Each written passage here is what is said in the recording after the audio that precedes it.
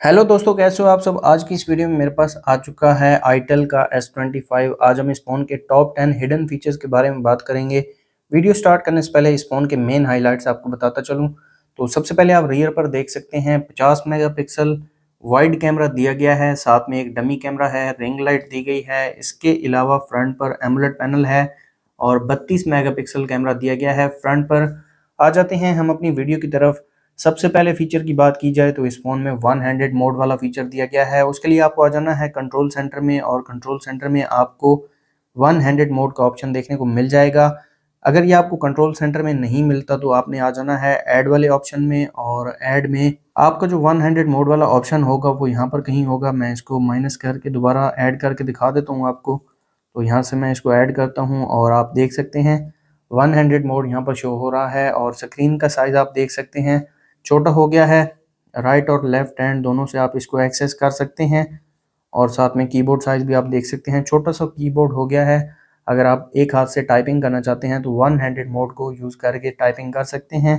तो ये काफ़ी अच्छा फीचर है, इस फ़ोन में दिया गया है। नेक्स्ट फीचर की बात की जाए तो इस फ़ोन में एप्लीकेशंस को लॉक लगा सकते हैं। उसके लिए आपको आ जाना है ऐप ड्रॉअर में, और ऐप ड्रॉअर में आपको फ़ोन मास्टर नाम की एक एप्लीकेशन देखने को मिल जाएगी। इसको ओपन कर लेना है। टूल बॉक्स में आ जाएंगे। टूल बॉक्स में आपको प्राइवेसी प्रोटेक्शन में ऐप लॉक का फीचर देखने को मिल जाएगा। इसको आपने ओपन कर लेना है। 3 तरह के पासवर्ड पैटर्न दिए गए हैं। यहाँ पर पैटर्न है, न्यूमेरिक है, अल्फा न्यूमेरिक है। मैं न्यूमेरिक को सिलेक्ट करता हूँ, ओके कर देता हूँ और कोई सा भी पासवर्ड यहाँ पर लगा देता हूँ। तो आप देख सकते हैं ये पासवर्ड लग चुका है। अकाउंट को लिंक करना चाहें तो अकाउंट को भी लिंक कर सकते हैं। इसके अलावा यहाँ पर कुछ सेटिंग्स हैं। तो यहाँ पर आप देख सकते हैं पैटर्न को विजिबल करना चाहें तो पैटर्न को विजिबल कर सकते हैं। नोटिफिकेशन कंटेंट को हाइड कर सकते हैं। इसके अलावा पासवर्ड टाइप को चेंज कर सकते हैं, अकाउंट को लिंक कर सकते हैं। और लॉकिंग मेथड आप देख सकते हैं, स्क्रीन को लॉक होने के बाद ही एप्लीकेशन को लॉक लगे तो ये वाला ऑप्शन भी दिया गया है। और एप्लीकेशन के क्लोज होते साथ ही एप्लीकेशन को लॉक लग जाए तो ये वाला ऑप्शन है। और एप्लीकेशन को क्लोज होने के 1 मिनट बाद एप्लीकेशन को लॉक लगे तो ये वाला ऑप्शन भी दिया गया है। तो यहाँ पर मैं एप्लीकेशन क्लोज होते साथ वाला ऑप्शन सेलेक्ट करता हूँ और किसी भी एप्लीकेशन को लॉक लगा देता हूँ। फाइल मैनेजर, फेसबुक और फाइल मैनेजर को मैं लॉक लगाता हूँ।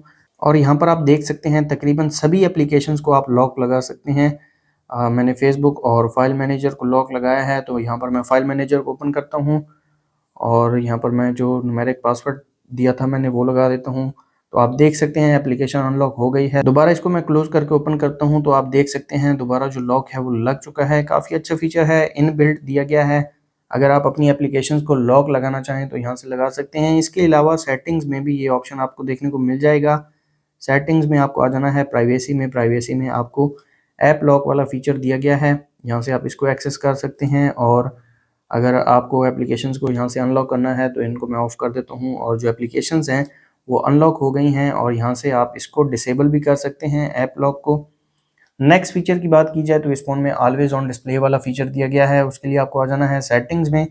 सेटिंग्स में आने के बाद पर्सनलाइजेशन में आ जाएंगे और यहाँ पर नीचे आपको एओडी दिया गया है, ऑलवेज ऑन डिस्प्ले भी बोलते हैं। यहाँ से इसको मैं ऑन कर देता हूँ और आप देख सकते हैं एक्सक्लूसिव सीरीज़ में काफ़ी अच्छे थीम्स दिए गए हैं। यहाँ पर आप एलिमेंट्स को भी कंट्रोल कर सकते हैं। मैक्सिमम 3 एलिमेंट्स को यहाँ पर रख सकते हैं। आप देख सकते हैं कोई से भी 3 एलिमेंट्स यहाँ से आप सेलेक्ट कर सकते हैं। इसके अलावा डिजिटल डायल है और एनालॉग क्लॉक है और इसमें मज़ीद थीम्स दिए गए हैं। यहाँ पर आप देख सकते हैं ये काफ़ी अच्छा है। ये मैं आपको लगा के दिखा देता हूँ। तो आप देख सकते हैं एओडी स्टाइल काफ़ी अच्छा है।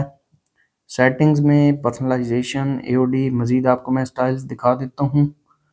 तो यहाँ पर आप देख सकते हैं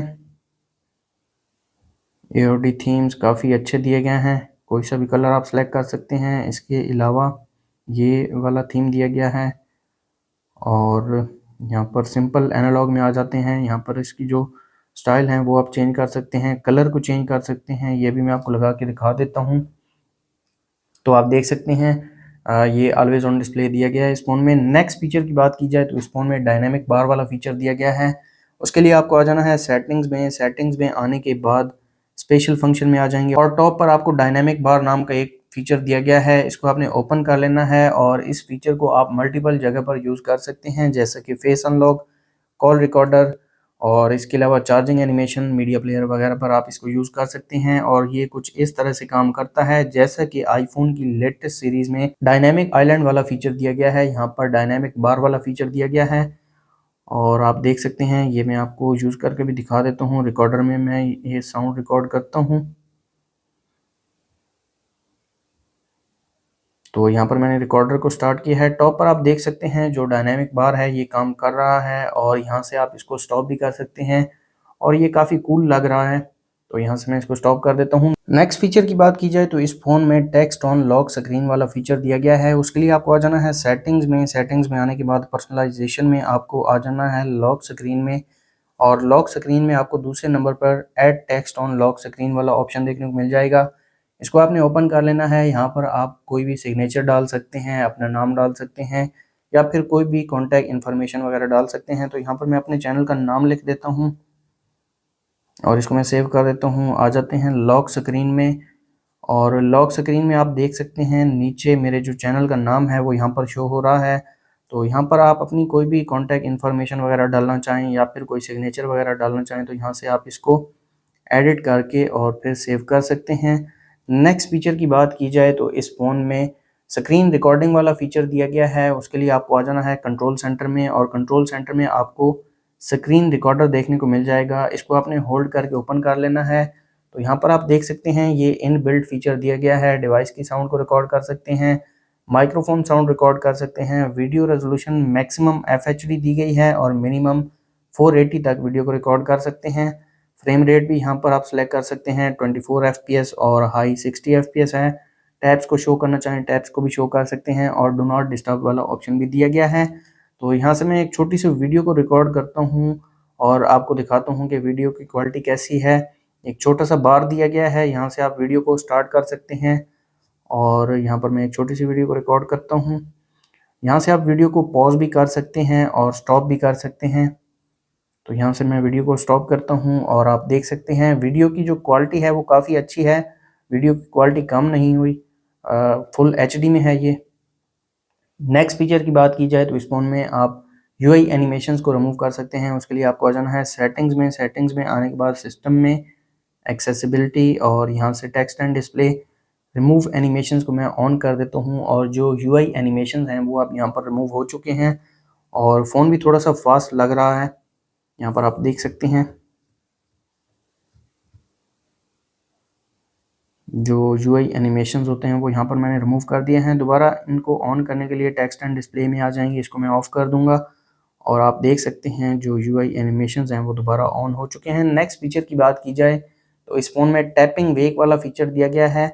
उसके लिए आपको आ जाना है सेटिंग्स में। सेटिंग्स में आने के बाद नीचे सिस्टम में एक्शन एंड जेस्चर्स में दूसरे नंबर पर आपको टैपिंग वेक वाला फीचर देखने को मिल जाएगा।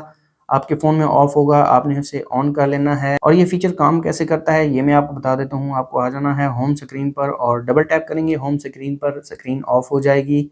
डबल टैप करेंगे स्क्रीन ऑन हो जाएगी, और ये काफ़ी अच्छा फीचर है। Just tap and screen on, and just tap and screen of हो जाएगी। नेक्स्ट फीचर की बात की जाए तो इस फ़ोन में 360 डिग्री फ्लैश वाला फीचर दिया गया है। उसके लिए आपको आ जाना है कंट्रोल सेंटर में, और कंट्रोल सेंटर में आपकी फ्लैश लाइट के नीचे एक छोटा सा एरो होगा, ये आपको देखने को मिल जाएगा, और यहाँ पर आपको 360 डिग्री फ्लैश वाला फीचर दिया गया है।